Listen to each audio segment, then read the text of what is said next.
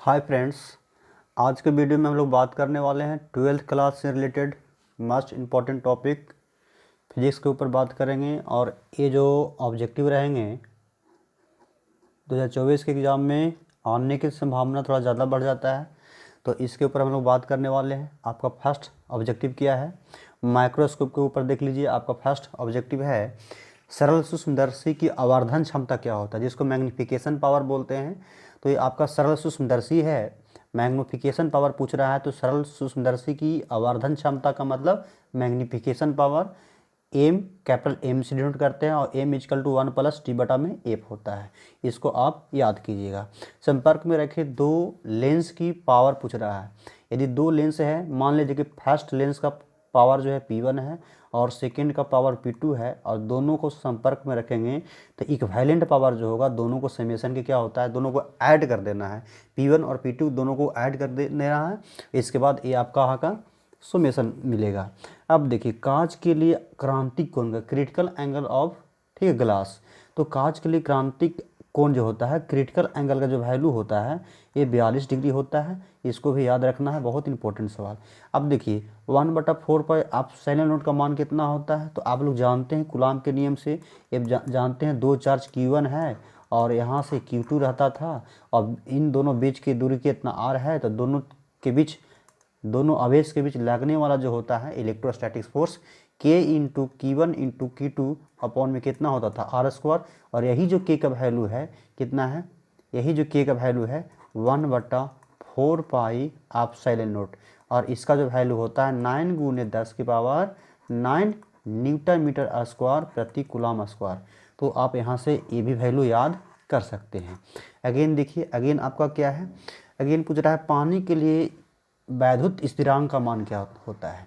इसका मतलब होता है पानी के लिए परावैद्युतांक, देखिए स्थिरांक नहीं, पानी के लिए परावैद्युतांक यहाँ पर पूछता है, परावैद्युतांक। पानी के लिए परावैद्युतांक का मतलब परमिटिविटी। तो यहाँ पर जो होता है पानी के लिए H2 यहाँ पर लिख दे रहे हैं, और ये जो पानी के लिए परमिटिविटी का जो वैल्यू होता है 80 होता है, 80 होता है। और यही आपसे यदि धातु के लिए पूछेगा तो धातु के लिए अनंत होता है, एयर के लिए कितना होता है, तो एयर के लिए 1 होता है। यहाँ आप चाहे तो 3 वैल्यू आप याद कर सकते हैं। अगेन आपका क्या है कि किसी माध्यम में अपेक्षिक परावैद्युतांक क्या होता है, जिसको बोलते हैं रिलेटिव परमिटिविटी। तो किसी माध्यम का परावैद्युता और उसके सापेक्ष जो होता है एयर का परावैद्युतांक से भाग दे देंगे, तो ये कहलाता है रिलेटिव परमिटिविटी। और ये बहुत ज़्यादा ये पूछा जाता है, तो ये माध्यम के लिए निकालेगा तो क्रॉस मल्टीप्लिकेशन कर लेंगे। तो ई आर इजकल टू आप साइलेंट नोट, आप साइलेंट R इजकल टू आप साइलेंट बटा में आप साइलेंट नोट होता है। इसको आप याद कर लीजिएगा। अगेन आपका क्या है, वैद्युतशीलता का मान कितना होता है, ये बहुत इंपॉर्टेंट है, ये एग्जाम के पर्पज से बहुत ही इंपॉर्टेंट बन जाता है। वैद्युतशीलता का मान क्या होता है, तो आप साइलेंट नोट बराबर 8.85 × 10⁻12 कूलम स्क्वायर प्रति न्यूटन मीटर स्क्वायर होता है। ये वैल्यू भी बहुत इंपॉर्टेंट है। अगेन देखिए, अगेन आपका क्या है, कूलम किस पर आधारित है, कूलम जो बल है किस प्रकार के बल के लिए लगता है। तो बता दें, जो कूलम जो बल होता है दो स्थिर आवेशों के लिए, यदि जो दोनों चार्ज जो है आपका स्थिर है और दोनों चार्ज के बीच का कुछ डिस्टेंस रहेगा, मान लिया जाए, हम मान लेते हैं Q1 आवेश है और यहाँ पे Q2 आवेश है, और दोनों चार्ज के बीच का डिस्टेंस जो है R है। तो इन दोनों आवेशों के बीच लगने वाला स्थिर वैद्युत बल जो होता है दोनों आवेश के गुणनफल के समानुपाती और बीच के दूरी के वर्ग के बीच कर्मानुपाती होती है। और ये दोनों इक्वेशन करने के बाद K × Q1 × Q2 अपॉन में R², ये फार्मूला निकल करके आता है। तो किस प्रकार के बल है, तो यहाँ से पूछा है लिमिटेशन, केंद्रीय बल है और ये जो है वैद्युत बल है। स्थिर वैद्युत क्षेत्र जो है उत्पन्न करता है, तो संरक्षित वैद्युत क्षेत्र उत्पन्न करता है। इस पॉइंट को भी आप चाहे तो याद कर सकते हैं।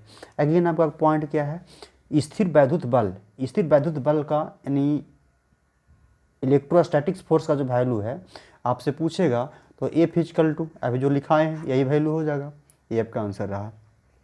अगेन देखिए, एक आवेशित चालक की सतह पर वैद्युत क्षेत्र की तीव्रता कितना होता है। अच्छा, वैद्युत क्षेत्र की तीव्रता जो है किस ओर निकलती है, तो यदि ये डिपेंड करता है कि चालक का जो प्राकृतिक है कैसा है।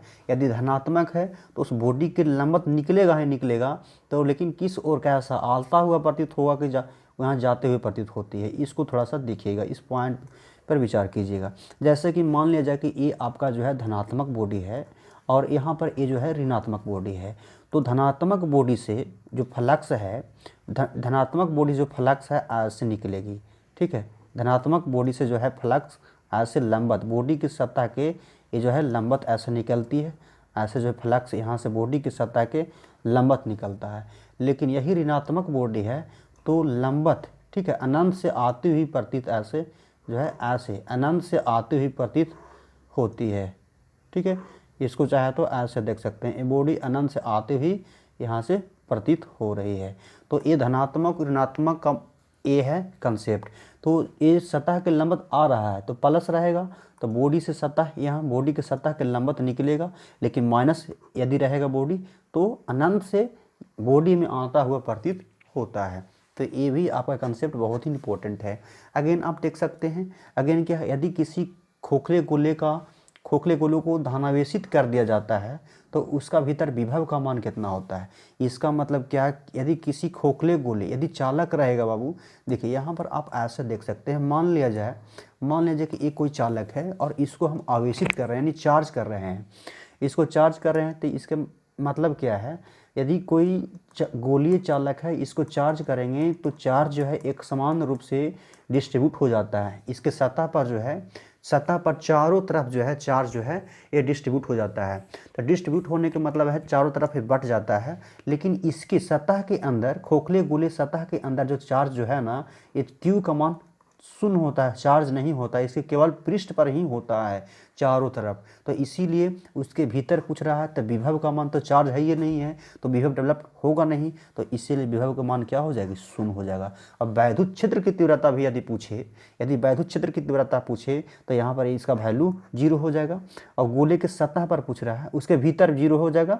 अब देखिए, अब गोले के सतह पर, ये वाला सतह पर यदि पूछेगा, कहीं भी कोई पॉइंट पर पूछेगा तो इसका त्रिज्या कहीं होगा ही होगा r।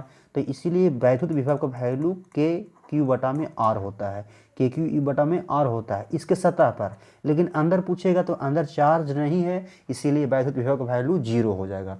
तो यहाँ से ये दो पॉइंट है, ये 2 पॉइंट है, ये इंपॉर्टेंट है। ये भीतर पूछेगा, इसके अंदर में विभव या वैद्युत क्षेत्र की तीव्रता तो 0 हो जाएगा। इसके सतह पर पूछेगा तो आपका KQ/r हो जाएगा। धातु के लिए परावैद्युतांक का मान कितना होता है, देखिए अभी जैसे बताया, धातु के लिए ये जो है आप साइलेंट नोट का मान जो होता है, मेटल के लिए जो आपका होता है अनंत होता है। अगेन देख लीजिए, वैद्युत क्षेत्र E और विभव इतना, इसके भी संबंध क्या है, ये बहुत ही इंपॉर्टेंट है। E बराबर -TV में ये dx होता है।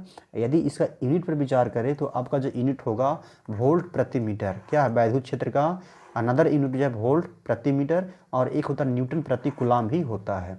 अगेन देखिए, अगेन आपका क्या है, सामुन के बुल्लों को जब आवेशित करते हैं तो उसका त्रिज्या बढ़ जाता है, ये भी पूछता है। वैद्युत द्विध्रुव अघूर्ण का SI मात्रक, तो वैद्युत द्विध्रुव अघूर्ण क्या होता है, तो 2 सेपरेट ऐसा चार्ज होता है। मान लिया जाए कि ये जो चार्ज है ये आपका माइनस चार्ज है और ये आपका प्लस चार्ज है, बीच का डिस्टेंस 2a है। तो P क्या होता है, दोनों चार्ज में से एक चार्ज को ले लीजिए तो Q और बीच के सेपरेशन से गुना कर दीजिए, ये होता है वैद्युत द्विध्रुव अघूर्ण, ठीक है। अब इसमें क्या करना है, इसमें जो है इसका कूलाम हो गया, ये डिस्टेंस है तो मीटर, तो कूलाम मीटर इसका यूनिट हो जाएगा।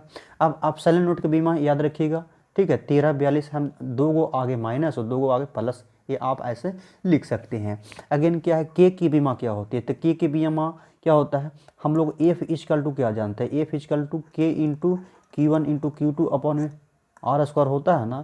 और इसमें के का वैल्यू क्या होता है, 1/4 पाई।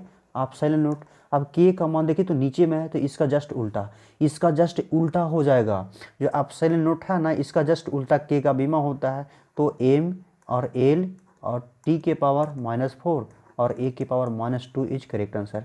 तो वीडियो का ड्यूरेशन थोड़ा लॉन्ग हो जाएगा, इसीलिए इस चैनल के माध्यम से आप लोगों को जो भी कुछ सीखने को मिला तो प्लीज़ वीडियो को लाइक शेयर एंड सब्सक्राइब कर दीजिएगा। Thank you for watching my video. Thank you.